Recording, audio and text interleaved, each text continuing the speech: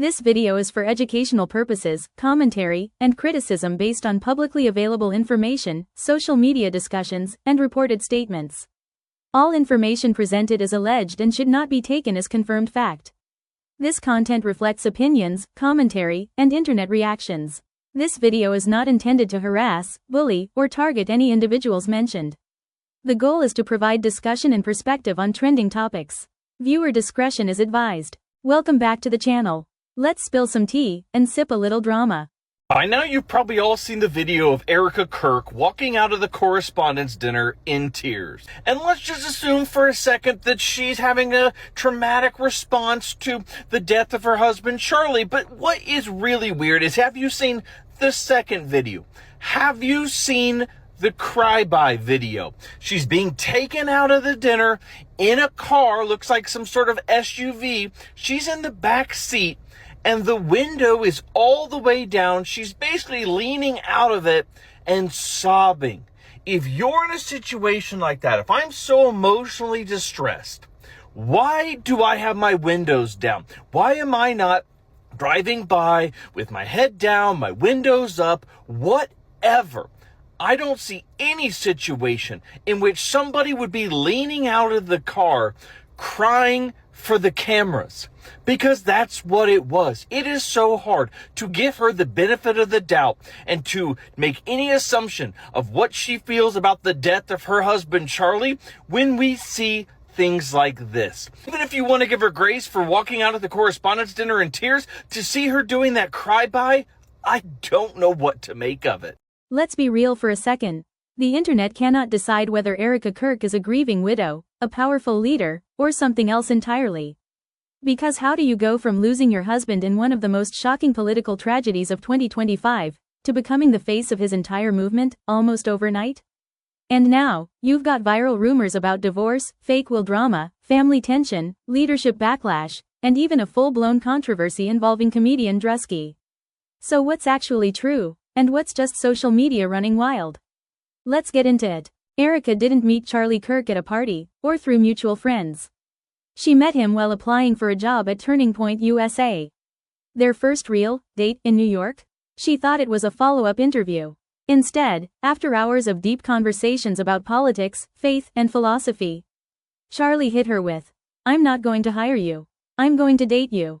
No friendship, no slow build, just straight into a relationship. And somehow, it worked. They got engaged in 2020, married in 2021, and had 2 children shortly after. But everything changed in 2025. So about a year ago, I was brutally canceled off the internet for having a billionaire father as well as political connections. But tonight, I'm going to use that privilege to expose what really happened with Erika Kirk. Because once you understand how these elite circles actually operate, the entire mystery around her becomes incredibly obvious. So take a seat, grab a bag of popcorn, because I might get deleted for posting this. So in order to fully understand what happened with this crazy bitch, you need to understand the fundamentals of politics themselves.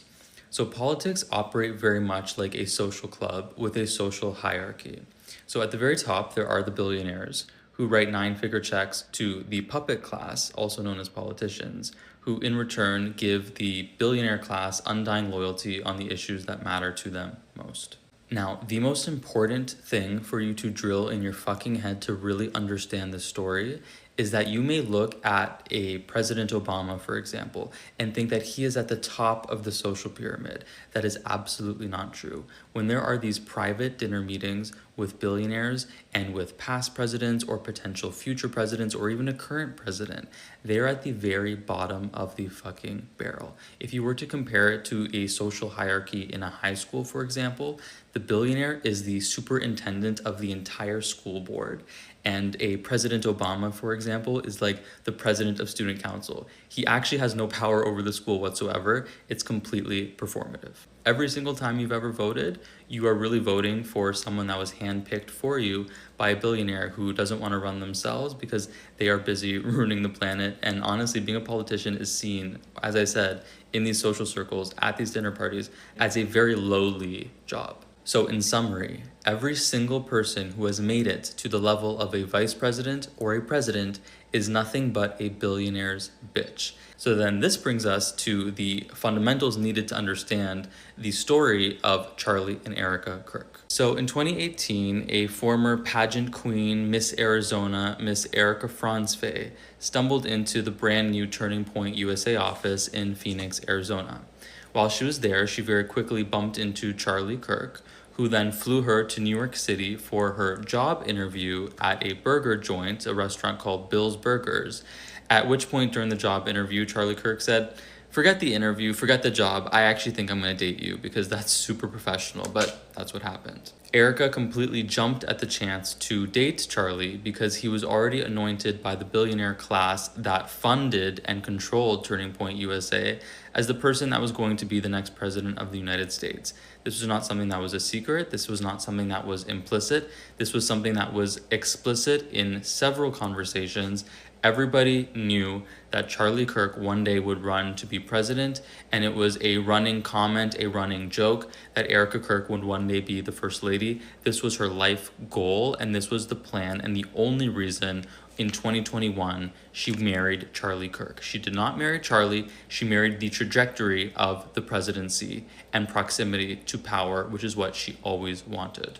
Erika Kirk was never a stay-at-home wife. She was the operator. She hosted the donor dinners, she schmoozed the billionaires, she sealed the checks, and she ran all of the events. This is documented. Charlie was nothing but the face. He was the schmuck, the puppet that went to university to embarrass college kids, to then clip them on social media and raise money for his political campaign disguised as a charity. That's all it ever was. And Erika was the one that upkept and fostered the relationships with the billionaire class. The agreement for them was very simple. Do what you're told, ride the youth wave to the White House, and then become president and first lady of the United States.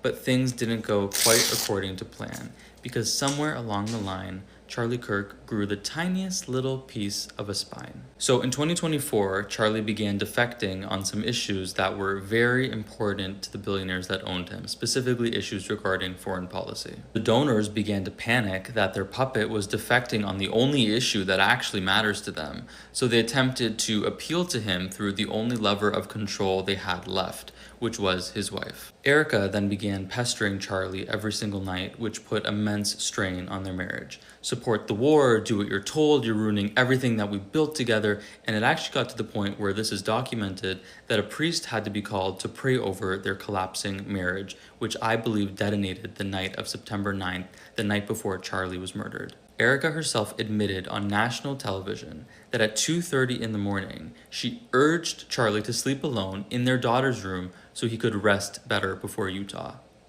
In the morning, Charlie grabbed his ring and his necklace from the bathroom and left for this huge, very important event without saying goodbye to his wife. It's been reported that shortly before his assassination, he messaged one of his friends saying, "It feels like it's over." A lot of people interpreted this as him talking about his life, but I think it's very obvious he was talking about his marriage. I think the night of September 9th, there was a fight, and Charlie and Erika decided that they would be getting a divorce. Now, I believe the only explanation that makes any sense is around the same time of Charlie messaging his friends that it's over in reference to his marriage. Erika also messaged the donors saying it's over, not only in reference to her marriage to Charlie, but in reference to all hope being lost that he would ever come back to their side politically, because he literally texted other people that he would be leaving the Israel cause. Now, from the donor's perspective, the looming divorce between Charlie and Erika not only could represent the end of Turning Point USA from an optics perspective, would be absolutely catastrophic, but also represents the fact that the very last string on their puppet, which was Erika, is gone. So they had no choice but to do what the mob does when you don't listen to them after you take their money, which is to get rid of you. And we all know what happened next. Conveniently, a 22-year-old from 142 yards away with the best shot in the entire world got rid of Charlie just in time to save Turning Point USA and anoint the new CEO, which is, of course, Erika Kirk. just in time, right before Charlie was able to announce the divorce or the fact that he was leaving the cause. Nobody in the history of political assassinations has ever acted as bizarre as Erika Kirk, and I think that thing we're all registering as inauthenticity is actually guilt. Not only did Erika Kirk immediately accept the lone gunman narrative that doesn't make any sense for a multitude of reasons, she actually scolded the public for demanding answers and for being skeptical. The only reason she's not demanding answers is because she knows exactly who did it and why. Within 72 hours of the assassination, the domain Vance Kirk 2028 was purchased. Erika immediately sprints to take the throne of her dead husband by becoming CEO of Turning Point USA, and publicly forgives the shooter on camera before we can even actually establish if he really was the killer or if he acted alone. Bullshit, and if you believe that, you are a fucking idiot. And just this week, the Orange Puppet appointed her to sit on the exact same seat on the US Air Force Academy Board that Charlie once had, advising on foreign policy, the very foreign policy that created the emotional turbulence in her marriage with Charlie, leading to a divorce, and also the same foreign policy that ultimately got him killed. 2028 is already written. You can expect to see her name on the VP shortlist. There is a reason they are marketing her as the widow that overcame tragedy, and Erika is finally getting what she married for all along. Erika Kirk is finally getting exposed, and I am here for it. Because I personally do not wish to see a Vance Kirk ticket in 2028. Now, I know we are on the brink of absolute failure in this country, but that, I don't think we come back from that. Erika Kirk is a lie, a sham. Their marriage, fake, of course. Her entire marriage to Charlie Kirk was just leading up to her being First Lady, for him to be president. When Charlie Kirk went off book and started acting in ways that he was not supposed to, they took care of him, paving the way for Erika Kirk to be CEO of Turning Point. What a coincidence. I'm not sure how many people really understand how this country is run, but I think it's important for everyone to know that there are billionaires that keep us on puppet strings. All of us. All of us. In September 2025, Charlie Kirk was assassinated, sending shockwaves through politics and media. And this is where Erika's story takes a turn that has people divided to this day. At his memorial, she publicly forgave his killer. Not quietly, not privately, publicly. She said it was her Christian duty. That it's what Christ would do. And for some people, that was powerful. For others, confusing. Because just months later, at the 2026 White House Correspondents' Dinner shooting, Erika's tone completely changed. Instead of forgiveness, she spoke about evil, radicalization, and systemic issues. She was visibly shaken, emotional, traumatized, and people online immediately started asking, why forgive one shooter, but not the other? Supporters say, grief looks different every time. Critics say, it felt political. And everyone is asking why I even went to the White House Correspondents' Dinner. And it was because many of the journalists in that room have attempted to dehumanize me. And I wanted to meet some of them face to face, quite frankly. Why have a conversation about me when you can have a conversation with me? So, for example, a journalist from the Daily Mail came up to me. She introduced herself. And she was very gracious. She was saying, you look so beautiful. I'm so sorry for your loss. To which I replied, it is so nice to put a name to the face, especially with all of the slander, the lies, accusations that are out there surrounding my husband's murder and myself. And I said to her, you know what's so interesting? This is my first time at the White House Correspondents' Dinner. And I find it so fascinating, the dynamic that is going on right now, because everyone is all dressed up and you guys are co-mingling in and out of each other's cocktail parties. And so for one night, you are able to put aside all of your differences for the sake of freedom of speech. And then by Monday morning, things will go back to being an absolute bloodbath between all of you. To which she replied, literally, she said, I know. Isn't it special, right? Isn't tonight so special? Any buyers? Any takers of that? That she went just for the social experiment of it all? And by the way, I know we're not allowed to remember anything she says yesterday, but I'm pretty sure that when she sat down with Caroline Levitt on stage at a Turning Point event, she says that she didn't read the headline, she doesn't care, she's completely removed. We've been told over and over again that she's just not aware of what's going on. Now she's saying, I actually went to this event because I needed to confront these journalists who day in and day out, I actually know their names, which is more than I can say. I actually don't know the names of all journalists who write articles about me. I don't care to learn about their lives. I actually virtually never give them statements. Like my PR isn't open. You can just go out there and say, she doesn't care, she doesn't care, she doesn't care, because I just got tired of answering for things. But that's what we're getting. Now we're getting that she went there and she got dolled up, and it was because she simply just wanted to, and she even went to a pre-party, I believe, right? That was posted as well. But that was just because she wanted, it was a social experiment. Okay. And next she's going to say something that is ironic. Okay, she's going to call out those journalists because she's on a, that's why she went to just like, I don't like you journalists. She's going to call them out for their reactions to the... Erika Kirk gets on a live yesterday, and it's supposed to be, look, she was at the White House Correspondents' Dinner. It's awful what happened to her. She's going to come on live and talk about political violence. However, how she talked about political violence actually seemed to be like she wanted to incite violence. She said she went to the White House Correspondents' Dinner to confront face-to-face the journalist who talked so bad about her. She tried to bring in illegal immigration, which I don't think she realizes Trump has stopped. Trump has stopped that deportation of illegal immigrants. Her husband wasn't killed by an illegal immigrant. So like, it made no sense. But I want to show you some clips that I found to be especially telling. People saying I'm not fit to be CEO, and I have Candace Owens claiming I murdered my husband. Okay, one, Pumpkin, you're not fit to be CEO. You actually have zero qualifications to be CEO of a nonprofit this large, over 400 people, like 6 entities, zero qualifications. What they should have done is put her in a role, had her start like an initiative, and it be, hey, let's communicate, let's stop political violence, let's talk about difficult topics, here's how we can do that. But no, that's not what they did. No, that's not what they did. They had somebody very incompetent become the CEO. So sorry, don't feel bad for you there. You are unqualified, very unqualified. The second part is every time she talks about Candace Owens, she gets this stare of like hatred. So out of one side of her mouth, she's talking about how you need to forgive people and all this God. Like she forgave Charlie Kirk's killer, but Candace Owens? Somebody calling her out for what she is, a fraud? She doesn't like that. She doesn't like that. She doesn't like being exposed. She's using the victim card, which I cannot stand, but it is so apparent. She's playing the victim every time. And it's like, no, you don't get to do that.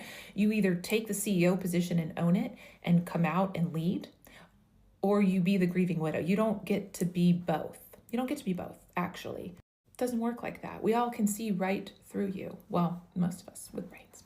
So one of her tells when she gets stressed is that stare. I think that is a tell. When she's stressed and she's trying to cover something up, that's her tell. That stare. So go back and look at any time she's done that stare, look at what she's talking about, because I think that is her trying to make people believe her. And she is covering it up. Very uncomfortable. All right, let's do another one. If you strip someone of their humanity long enough, you will arrive at the chilling conclusion that they don't deserve to exist at all. I'm sorry, what, Pookie? If you strip someone of their humanity long enough, you will come to the chilling conclusion that they don't deserve to. What the fuck does that even mean? That doesn't even make any sense. That doesn't even make any sense.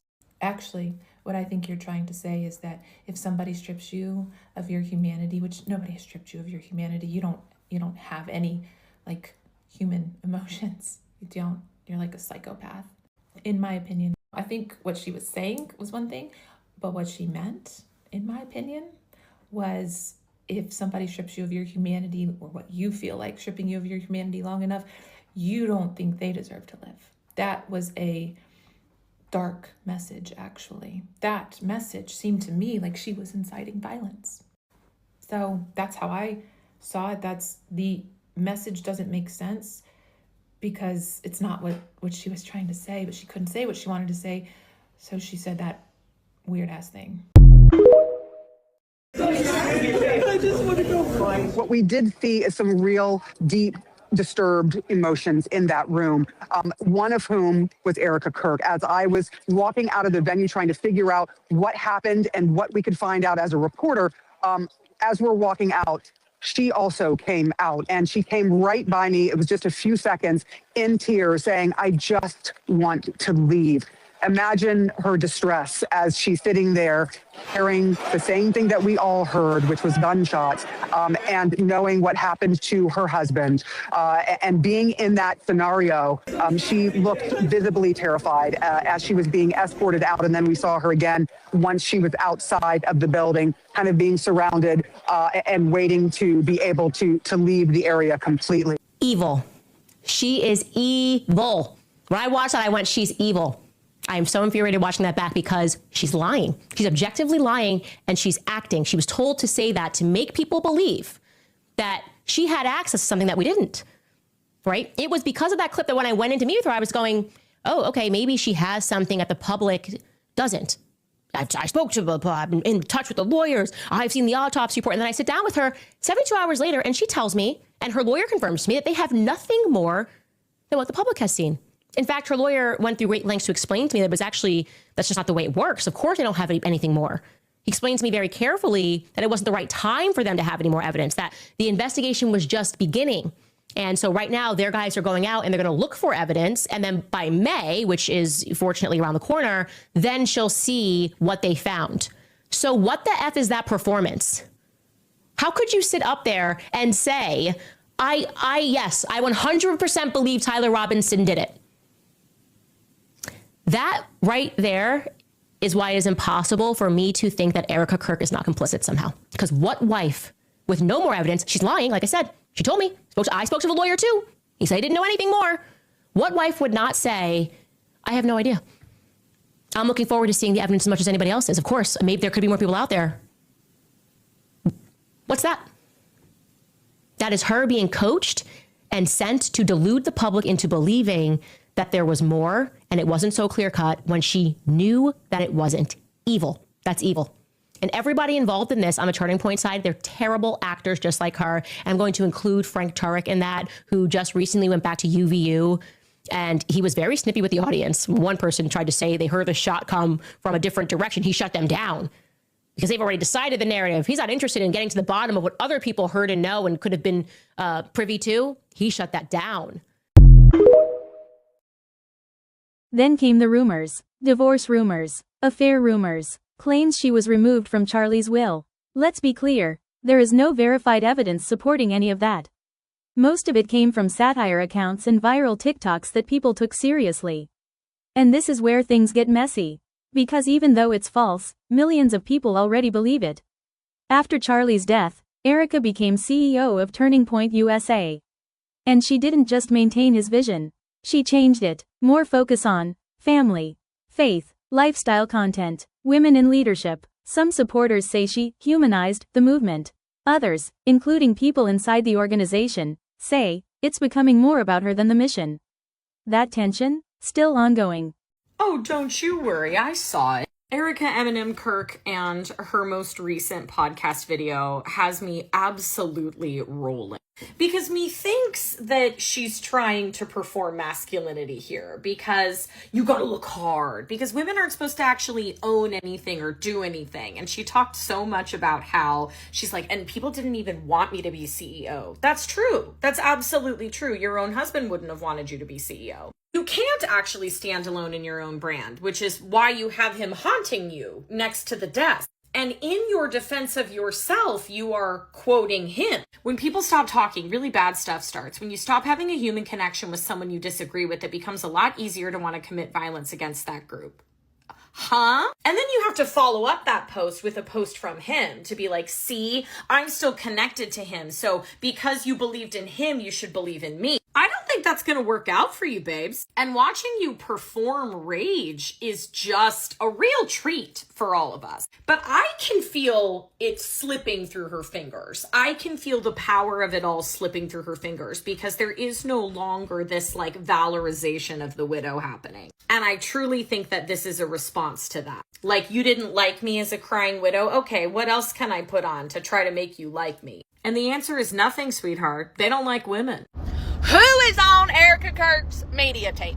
Because whoever said, yep, that's the video. The one right there with you breathing into the microphone real heavy and you staring directly into the camera for just like, I don't know, what felt like 10 minutes. Yep, that's the one. Go ahead and post that. That'll really get them. That'll teach them. Me no Candace Owens. Okay. Go ahead and sit down, Erika. The world already knows who you are. Go ahead and hang up the podcast show as well. Okay. So how have we gone from this? That young man. I forgive him.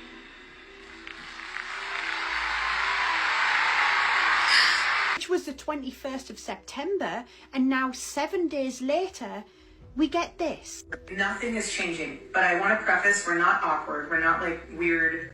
Publicly, the Kirk family has shown unity. But behind the scenes, things may be a lot more complicated than they appear. Charlie's parents have stayed mostly private since his death, and while they've stood beside Erika at certain public moments, some viewers have pointed out what they describe as a noticeable distance during appearances. And then there's the rumor mill, because online, people have been claiming that the parents sued Erika. But here's where it flips. Reports actually suggest the opposite. That Erika Kirk may have initiated legal action against Charlie's parents, centered around control of his name, image, and legacy. The dispute reportedly involves trademark rights, after claims that his parents attempted to secure ownership over Charlie's name and even explore their own merchandise tied to his legacy. From Erika's perspective, this could be about protecting the estate and preventing unauthorized use. But from the outside looking in, it's being interpreted as something deeper, a potential power struggle over who controls not just his brand, but his legacy. Sources have even hinted at tension that may have existed before his death, with claims that his parents had concerns about the marriage, though none of that has been publicly confirmed by the family themselves. And to make things even messier, unrelated third parties reportedly tried to trademark phrases tied to Charlie's name right after his death, something the family has called opportunistic. Then there's his sister, who politically couldn't be more different from him, yet still spoke about him with genuine love and admiration. So while the public sees a united front, behind closed doors, there may be a completely different story unfolding. Why doesn't anybody know anything about Charlie Kirk's parents? I just saw a video about this, and it had literally never occurred to me that no one is talking about. We have not heard from or seen footage of anybody other than Erika and the freaking vice president and Usha anywhere involved in the situation. And every news outlet has the same like little snippets, and it's that his mother was a mental health care provider and his father was an architect and his father was involved in the building of and the design of Trump Tower in New York. I literally like can't even find their names anywhere. They are not really listed. They're like, he has a younger sibling too, and they are just completely out of the picture, which is insane. In a high profile moment like this, it is insane that the only person that we are hearing from or seeing involved in anything is his wife. And that gives you such a huge window into what that family dynamic is like. Like, obviously, I always sort of assumed he had no relationship with his mom because the hatred of women, you know, like it has to come from somewhere, and generally it would come from that space. And maybe that's the case, that none of them talk to him, but it's really strange that someone with 8 million followers that had his body transported on Air Force Two just like doesn't have a family. September 10th, 2025, Charlie Kirk is assassinated. 24 hours later, somebody secures the domain vancekirk2028.com. It's not even 24 hours. The man's body is still warm and his family is planning the next dynasty. So let's rewind and talk about the Erika Kirk story. It's sounding like this girl was a straight up plant. Okay, so dad had deep ties to defense work in Israel. mom-ran companies tied to Homeland Security and DoD, and for some reason, all of this information is like getting wiped from the internet as I speak. There's a Jesuit connection. She also won Miss Arizona 2012, and that's the Orange Man's pageant. But then she's in New York working for the Corcoran Group, who actually sold Jeffrey Epstein's properties. At 17, she's running Romanian Angels. What I'm seeing on the internet is that people think that's a trafficking front. And then we have the CIA video. At 24 years old, she's briefing experts on EMP attacks. I mean, she's alongside the former CIA director. Why is this girl with the CIA director, even if you've got family ties and hookups? Then she's on some Israel pilgrimage and she runs into Charlie Kirk like years before she meets him, or she puts eyes on her asset. That's like a classic handler move in like movies. So she slides into his world, she marries him, they have kids, maybe they have kids, I've never actually seen the kids, and now she's taking over Turning Point. And I bet you she's also gonna try and be VP of this country. Let's not forget that she spent over $1,000 on fancy black clothes like 24 hours after her hubby got Let's say that he really did get like, why isn't she with her children? Wouldn't they need that support? But within days, she's like working for this massive company. And her eyes.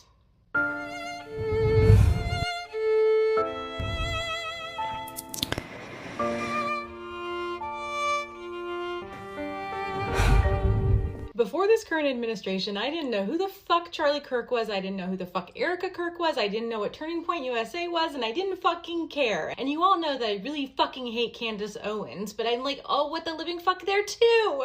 Can you guide me? Because I'm like, just guide me. Just give me some guidance.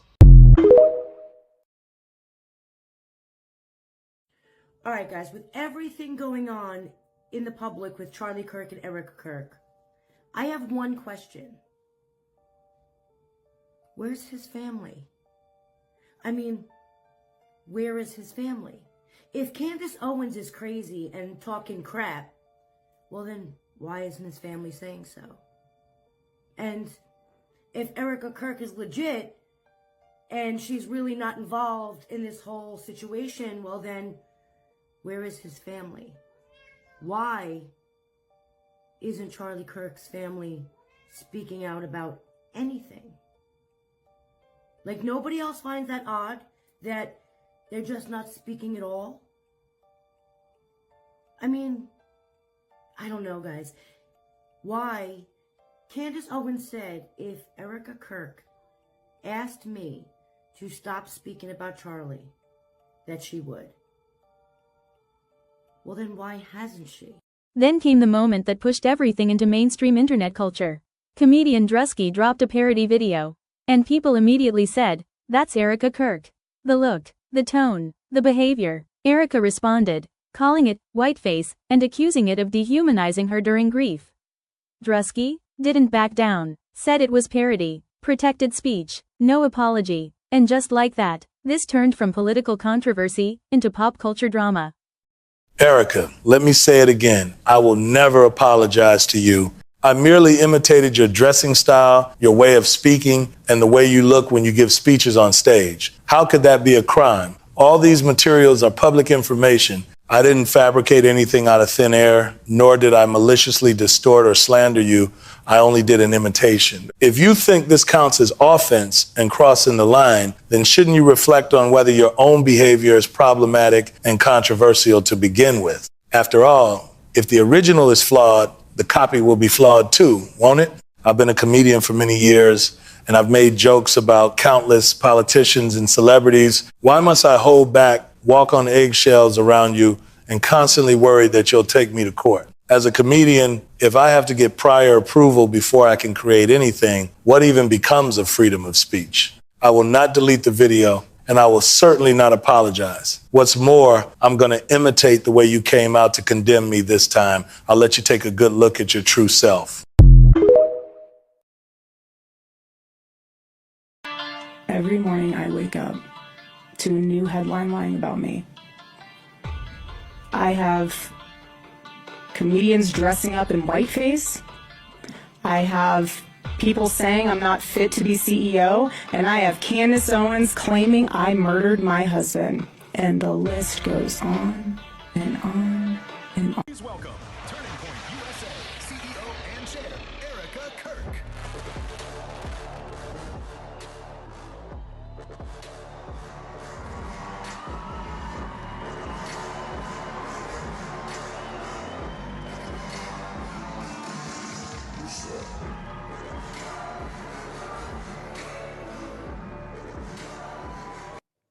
I still think that woman is very, very evil. And then someone said, "I'm crying, man. There's no way. There's no way this is real. It's real." And, you know, Druski, a comedian, actually did his own riff on this. And I think it has totally destroyed her ability to do these sort of entrances anymore. Get on your feet, boy!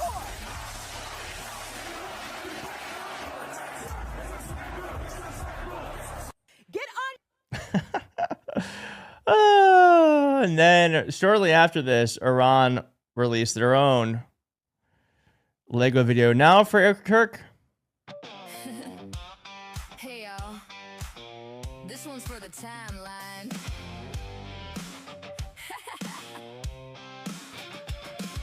Erika was tired of the perfect wife show.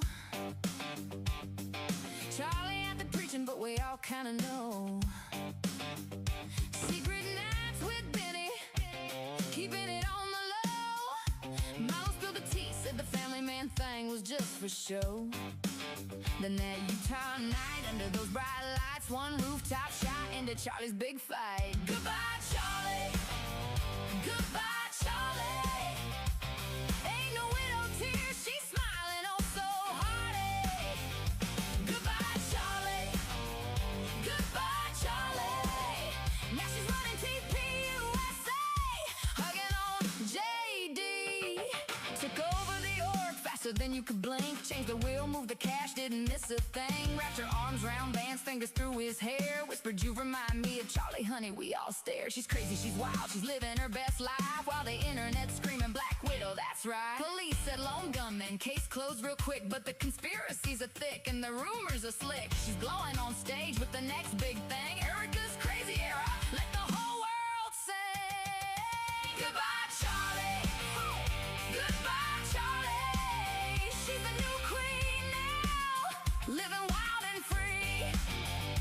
Goodbye, Charlie. Not JD Vance. Goodbye, Charlie. Erika's crazy era, sing it loud with me. Yeah, goodbye, Charlie. Goodbye, Charlie. Wow. Yeah, so they continue to be the leaders in propaganda during this war, and there was actually reporting that just came out earlier today that the Strait of Hormuz has been closed again because of what Donald Trump has been saying. So they're definitely the ones. I mean, it's crazy that they're the ones that are just totally owning us, not only with propaganda, but they've just owned the total outcome of this war at the moment. And oh god, this went viral too. Right now, Erika Kirk exists in two completely different narratives. To supporters, she's a strong, faith-driven widow continuing her husband's legacy. To critics, she's performative, calculated, and turning tragedy into influence. And the truth? Probably depends on who you ask. At the end of the day, Erika Kirk isn't just a person anymore. She's a symbol of grief, of power, of politics, of perception, and in today's internet culture, those things don't stay separate for long. So now I want to know what you think. Is Erika Kirk being misunderstood, or is the criticism actually valid? Drop your thoughts below, because this conversation is far from over. And if you made it this far, you already know. Oh, and if you made it this far, thank you for watching. Please make sure you like, comment, and subscribe. I got more tea coming. Why did you claim Candace said that Erika killed Charlie? She's never said it that I've seen. Oh, but Baron, didn't you see the text message where she said it? Yeah, well, I saw a text message where she was joking around with a friend and she even put a laughy face on it. I saw that. But no one assumed that's what you were talking about, Erika. Not a single person assumed that's what you were talking about. It sounded very clear to me and I think it did to everyone else because everybody had the exact same reaction, what you were trying to say in that moment today is that Candace goes on her podcast or goes to speeches and she says, I believe Erika did it. I'll be the first to say, I don't think Erika did it. I don't think Erika killed her husband. Nor do I know a single human being that does. I've never talked to anyone who does. Talked to Candace. I've never heard her say that. Talked to a lot of these other podcasters. I've never heard anyone say that. No one who's ever been on this show has ever said that. I've never said that on this show. I don't know a single person who believes Erika killed Charlie. Not one. So what a weird thing to say. Why would you even bother saying that? That's a good question, Baron. Why would she bother saying that? It was just like an attack from every angle yesterday. And thankfully, the internet just instantly rebounded and hit her in the face. The ball just hit her right back in the face, boomeranged, so to speak. Thankfully, everyone clocked her on that. And then you had Andrew with this ridiculous excuse. Has he yet released the full conversation? The full conversation, the context of that, mocking Ben Shapiro and Barry Weiss. This is when you said it was joke of this private conversation about what you were going to say, leaning into what everyone was claiming. If you ask a single question, this is you think Erika killed her husband. Now, let me at first also state unequivocally that I do not believe that Erika Kirk murdered her husband. I've never made that claim in public. Sincerely, I've never made that claim. What I have said and what I stand by today is that her documented lies appear to me to be rising to a level of conspiracy and that she should be questioned. Okay. Her lack of interest in exploring possible other options, instantly forgiving him. Was there a foreign influence? She doesn't care. Not only that, but like her team is attacking Joe Kent for asking that question, right? Her lying about Dr. Lee Trotter's words. That is significant. You are never going to remove that from the story. Colluding with Andrew Colvett on an absurd Man of Steel statement and then flatly denying to my face that she did that. Throwing Andrew Colvett and Dr. Lee Trotter under the bus, okay? That's not normal. You're never going to make that normal. Donors literally telling me that she is lying about the audio clip that she presented at AmFest. The one that they now assert that they are never going to show us the video component regarding Charlie Kirk saying, Erika Kirk, I appoint my wife, Erika, to become the CEO. Donor saying that actually never went down. He never said that. It is plainly unacceptable that we have not yet received a response. They have not yet released the video to answer the claims being made by the donors that were in attendance. Release the video that you claim to have of Charlie naming you CEO. Don't be shy now, okay? People won't believe it. You took us into the casket. You had no concerns about what people believed or didn't believe. Now all of a sudden everyone's shy about a Charlie Kirk video. You're afraid people are going to think it's AI. Does that make sense to anybody? No, it doesn't. Of course it doesn't make any sense. That's why they're angry. Now on that note, though, okay, Andrew then shifting his feet immediately and pretending that little private correspondence where we mocked Barry Weiss's insinuations, that somehow accounted to me making a statement. No. Doesn't fly with me. Like I said, release the entire chat. You have my full permission, and it must be met with the sentencing. You guys agree? You agree. I must sentence him to more truth, make an announcement. I must sentence Andrew and Erika to more truth. That is always the sentencing in this court. Now, what would be appropriate? What would be the appropriate level of truth to sentence you to? I got it, okay? Now, since what you are attempting to falsely insinuate is that I went into that conversation with Erika on December 15th already convinced of her guilt, which is patently untrue, I am now going to prove to audiences just how untrue that insinuation is, okay? With the private revelation that I made to Erika Kirk, information that I gave her that I would not have given to her had I immediately suspected her of her guilt. I would have given her no information regarding this. And it was a private revelation made about you, Andrew Colvett. I don't know if they told you this. This is really bad way to find out. But since you tried to surprise me yesterday, bam, surprise, surprise, shouty, as they say. You see, Angie, what I told Erika Kirk was that part of the reason why I suspected Turning Point USA and why I thought she should be looking into other people is because someone at Turning Point USA got a message out to me. And that message was that I need to look further into Andrew Colvett. Wow, Turning Point USA people telling me to look further into Andrew Colvett. Was it Aubrey, as he tries to insinuate? No. It was Mikey McCoy. Mikey McCoy got a message out to me via a third-party person that I should look more into Andrew Colvett. Why would he do that, Andrew? Why would Mikey McCoy say that I should look more into? When I did look into, things got very shady. And that's when I started going, who the hell is Andrew Colvett, actually? He's obviously not a very good PR agent. Everybody can see that. He's a bit of a blubbering idiot. Who is Andrew Colvett? What are his ties? What are his family ties here? And the more I looked, I did start to see more things. So as you pretend like we're all just conspiracy theorists and nobody had any good information, as you fire a bunch of employees, like I said, you still cannot produce the information that you are claiming that Aubrey Leitch gave to me that I share on this platform.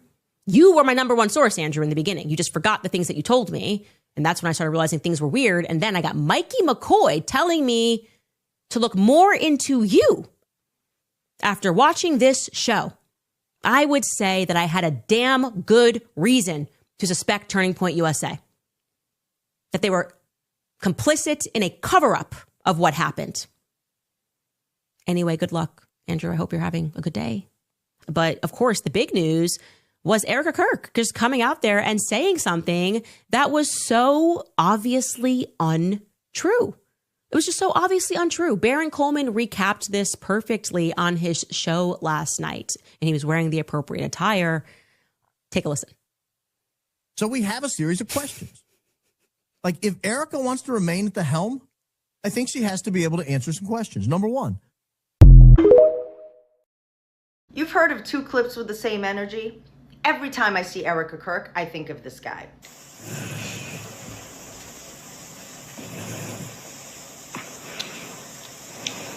No, I do not. And don't you ever say I did.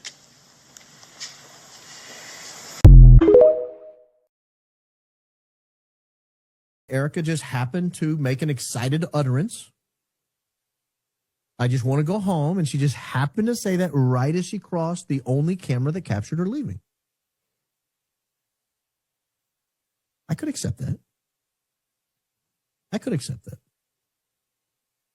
I could accept it if it hadn't gone viral. I could accept it if we didn't get hit with a relentless onslaught of simps lining up to promote her in this moment and kick off Operation number 2 of the night. Operation 1 was Operation Ballroom. Operation 2 is Operation Erika Kirk. Correct. The president sort of faded into the background last night. The vice president sort of faded into the background. The only people who really rose to the top, one is a building that hasn't even been built yet, a ballroom. And the other is a woman most of us had never heard of 7 months ago, 8 months ago, Erika Kirk. Operation Erika Kirk. So I might have been able to buy that. These are the facts, okay? Baron Coleman is telling the truth. That's why people are going to hate him. They hate the internet because we clock this stuff so instantly. It was just weird. The ballroom, Erika Kirk. Oh, and then suddenly, again, I'm being tweeted at. Next thing you know, we are all being lectured by neocons across the internet. We're being called sheer evil, psychopathic, because Erika Kirk opted into another social calendar event, okay? An event that did not in any way require her presence, one which not even Charlie Kirk had ever attended, or President Trump, for that matter. As the president, he never attended any of these correspondence dinners, and yet it's somehow our fault again. We were not invited, and it's always our fault, right? I'm just getting flashbacks to UGA. Erika misses her appointment. We weren't going. We didn't speak about UGA. We didn't say don't go. Suddenly, we got the vice president lecturing us about not keeping Erika safe. right? Neocons, same thing, hitting hard with the repeat lecture about a grieving widow who apparently we're all now somehow responsible of. They just turned her into one of our kids out of nowhere, right? It's all our fault because if you noticed anything about Erika Kirk, this is the reason why she went to this social calendar event. Okay. Speaking of Erika, obviously, because she name checked me today. Let's just back this up. Everything went down while I was in Italy, right? I came back. Suddenly there were all these reporters who were in ball gowns at the White House Correspondents' Dinner, sharing clips down at the ground, taking selfie videos, sharing their survivor stories. They're now apparently thug life. I think Brian Stelter is about to get that tattooed across his abdomen. He's survived. He's a survivor. What did they survive? Vietnam, the streets of Compton. Actually, it turns out that it's more like the streets of incompetence, because what actually happened? Well, a man stormed a security check at the White House Correspondents' Dinner, and then Secret Service agents, and only Secret Service agents, began firing their weapons. That is the latest. And as soon as I saw the video, I was like, I think nobody can fire a gun that quick. I think it's actually friendly fire. Here's the latest headline in the Washington Post. It reads, video shows moment Secret Service officers fired at Correspondents' Dinner suspect.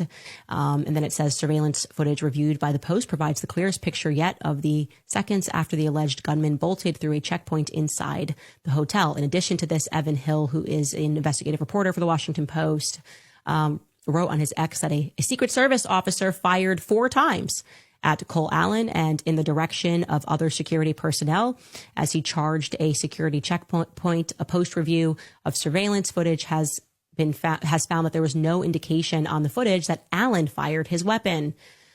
So to be clear, after all of that,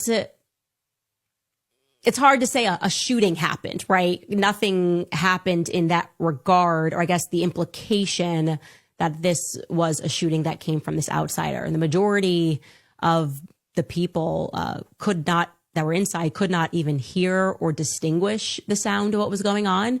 They connected the dots, of course, on the basis of the Secret Service then rushing the president out, which it would be scary. Obviously, like, what the heck's going on? Which I think a lot of them thought, like, why are they moving him?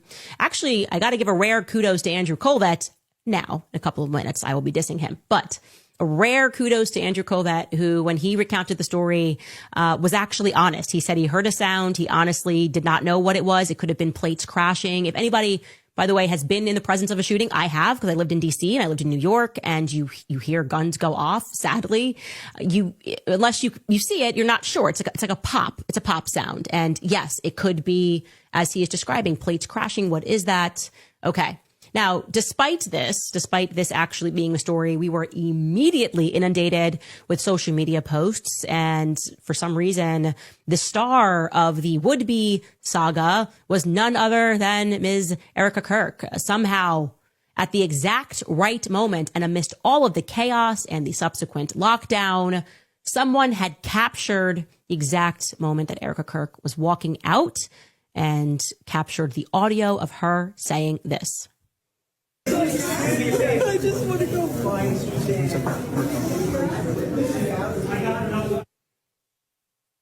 Okay. So the clip was first shared by Sarah Seidner. She is of CNN. She's a CNN reporter.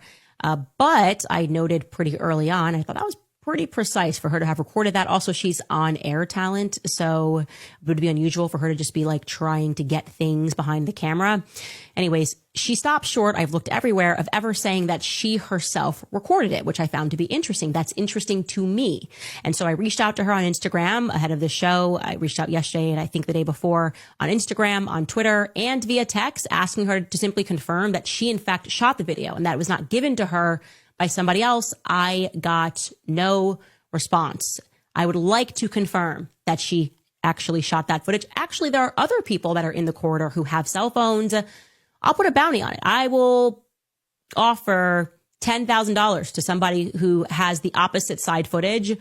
And I obviously will not run your name. I will protect you. If you have that opposite side footage of the person who caught that footage, $10K is yours, no questions asked. Okay. More tips at CandaceOwens.com. Anyway, I bring this up because what would have just been Erika's reaction somehow became the focal point of the entire event, right? And we were getting lectured. I don't know how it happens that Erika goes out and we get lectured, but it happened again by golly. And Baron Coleman happened to notice that as well. And here's what Baron Coleman had to say. And maybe innocently. We have some news right now. JD Vance was really unhappy with this small crowd in Georgia and has canceled his upcoming appearance alongside Erika Kirk at a Turning Point USA event because of it. Vance was scheduled to appear alongside Erika Kirk at a Turning Point USA event at Iowa State University.